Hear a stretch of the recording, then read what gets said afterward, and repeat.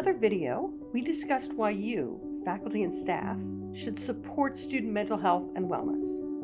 We know that while committed to doing so, you may worry that you don't have the knowledge, skills, or training to help students through mental health concerns. We want to reassure you that we know you are not trained counselors, nor do you have the capacity to help all your students through all of their struggles. But with some guidance, you can have a positive impact without spending an inordinate amount of time. After all, you are the ones students interact with, trust, and look to for guidance. First, let's talk about what's not your role in supporting student mental health and wellness. It isn't your role to fix students' emotional or personal problems for them, to be a student's therapist or their primary emotional support person, to ensure students' basic needs like housing or food security are met, to solve their crises, or to do anything and everything that they ask, because customer service is not the same as student development. These things are outside most roles with students, unless your campus job is a specialized one, providing this type of care. But it is your role to consider how your courses, supervision style, policies, and communications impact student well-being. To reduce sources of stress where possible. To model appropriate self-care. To be an empathetic and compassionate listener. To be mindful of gender, racial, religious, and other identity dynamics, and how they impact your interactions with students. To communicate expectations for conduct, provide feedback on problematic behavior, and enforce consequences. To set boundaries in a caring way. To provide specific resources and encourage use of them, while also respecting that students may not always follow up. To consult others, your colleagues, leaders or supervisors, or campus specialists as needed. To request or initiate crisis response. To document your actions and efforts. This obviously isn't a simple list, and some of these things may not always be easy to implement. If you have questions about how to do any of these things, we suggest chatting with your supervisor, department leader, mentors, and/or colleagues. Learning how to support mental health and wellness is a nuanced skill that requires practice and consultations. Now, how to support student mental health and wellness without it taking all of your time.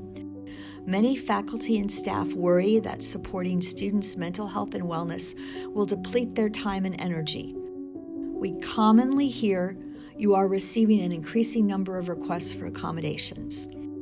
You feel pressured to provide repeated and detailed information for anxious students, and you feel compelled to reach out to disengaged students multiple times.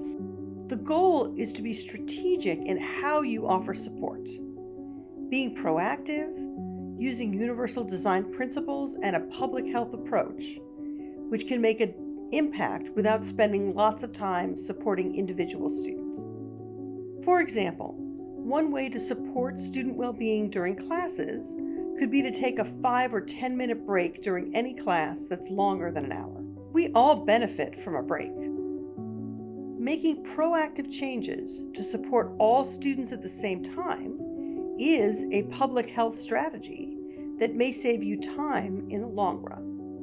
When it comes to student accommodation requests, there are some options as well.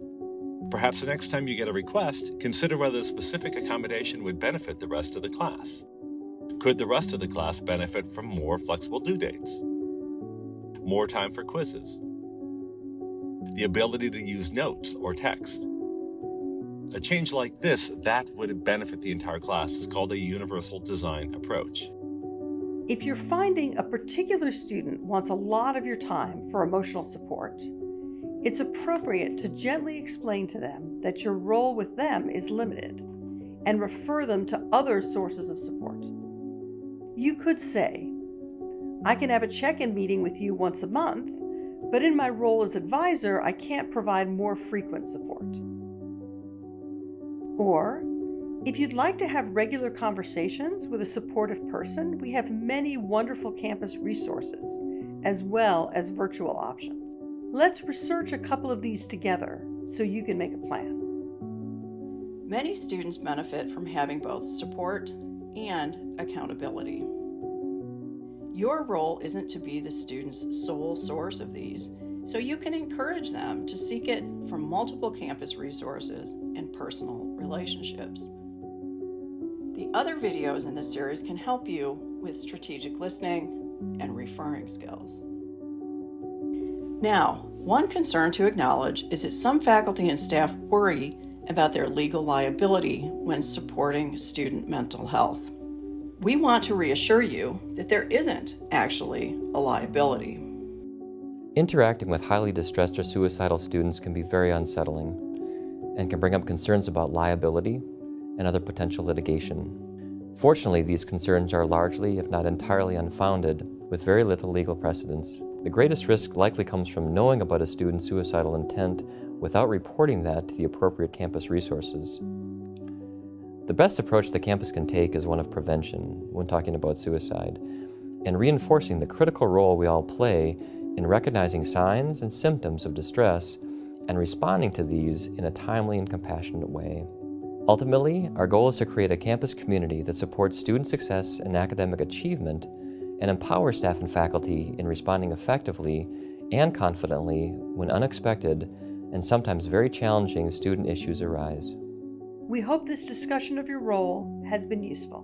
Before we close, we want to remind you that incorporating support for student mental health and wellness into your work can be tiring and stressful, especially if you're not making space and time to care for yourself.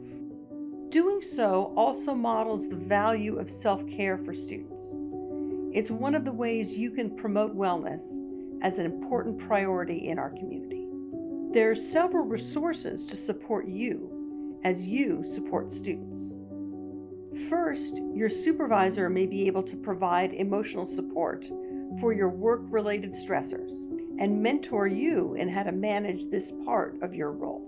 Or a colleague may be able to listen supportively. Additionally, the Employee Assistance Program, the EAP, has counselors available to support you in processing work as well as personal stress. If you find yourself in critical distress due to supporting student mental health and wellness, or for any reason, use the UMN crisis line for support. If you're experiencing a life-threatening emergency, call 911. Thank you for thinking intentionally about your role in supporting student mental health and wellness. Students need your support. The way that you interact with them has an impact on their well-being. We aim to support and edify the community by acknowledging well-being and valuing student mental health.